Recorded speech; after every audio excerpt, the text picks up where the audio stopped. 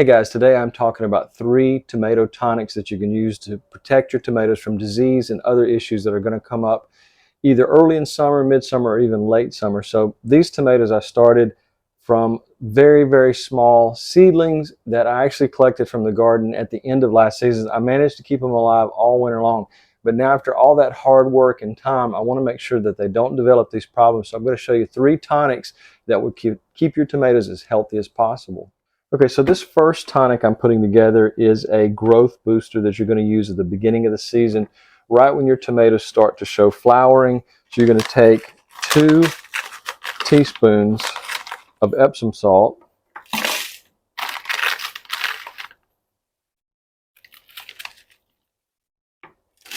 Next, you're going to put in 1 teaspoon of baby shampoo, preferably Johnson's because you know it's a well-known brand. And the last thing you're going to do is you're going to add water to this mixture, 1 gallon, and you're going to put this back. You're going to mix it well in your 1 gallon container, and then you can slowly add it to your watering container and water as they start to grow.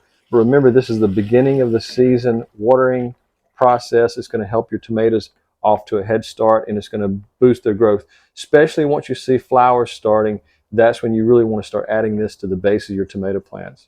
Now with my tomato boost tonic, I often like to label it because I don't use it all at once unless I have a lot of tomatoes going at one time, and usually I stagger the tomato planting so I can have different tomatoes coming in at different times. But anyways, I'll put the tomato boost tonic inside of this gallon container, and that way when I do need to use it, I can just shake it up and water about 1 cup per plant.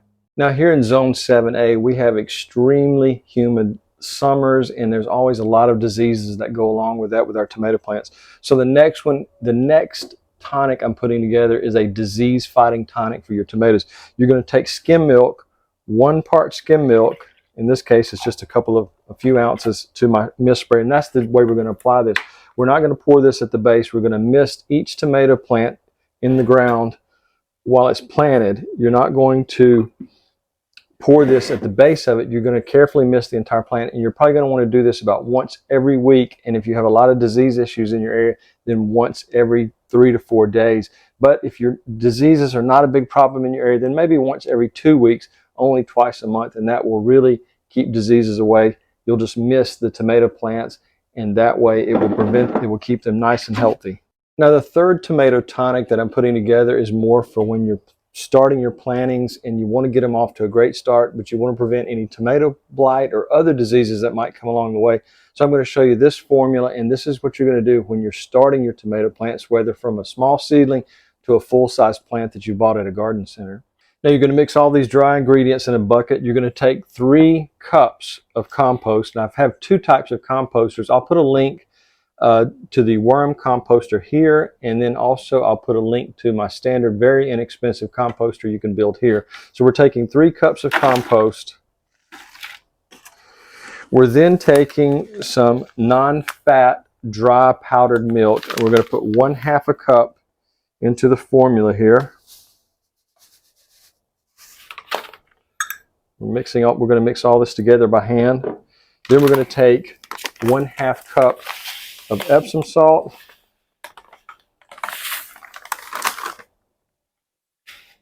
and the last thing we're going to do is we're going to use 1 tablespoon of baking soda, and this is 1.5 tablespoons, so I'm just going to not fill it quite to the top. And we're going to mix that all together by hand, and then we'll take this out to the garden, and I'll show you exactly what to do when you're planting your tomato plants. Also, there's a little trick you can do to help boost it as well. So I'm just going to mix this by hand, and then we'll head out to the garden and we'll plant our first tomato plant of the season. Okay, so we're going to dig our first hole for our first tomato plant of the season. And the first thing we're going to do before we put the root ball in is we're going to take a handful of the mixture we just created, sprinkle it into the hole, then put our root ball in and cover up our tomato, pack the soil in. And then the thing I was referring to about boosting it is to sprinkle a little bit more of the powdered milk to help with the disease resistance around the base of the tomato plant. And you may want to do this about once every couple of weeks throughout the entire growing season to help it continue to be a little bit more resistant to diseases, depending on what area you live in. And if you have a lot of diseases like I do in your area, then that's going to help boost your tomatoes' health and overall growth, and also might actually sweeten the tomato a little bit. Now, if you're still not past your danger of frost time, you can surround your tomato plant with 3 or 4 gallon size water bottles that would normally go into our trash, because my wife drinks these. And so rather than throw them away, I keep them each year and just store them into the greenhouse. But you can put 4 around it, and during the day when this is filled with water, it will absorb heat and slowly release it overnight and help prevent it from any frost damage. But I have another device. I'm going to link a video to it. It is a self-regulating, heat-powered greenhouse that you can put around your tomato. And so I'm going to show you how this works. Now, I put together an entire video last year about this device, and you can just pile up a little bit of the mulch around the base of it. But this is completely automated, and you don't have to worry about it getting overheated during the day. If you have a sunny day, it will open during the day and close at night, and it's all based on temperature. I'll put a link on exactly how to build one right up above. Now, in this case, there's another thing you can do if you're really afraid of cold temperatures. Is you can take one of these water bottles, lay it on its side, and you could even use 2 inside of this size container, and just make sure that you push up the soil or whatever mulch you have in your garden, and that water bottle will continue to absorb heat during the day.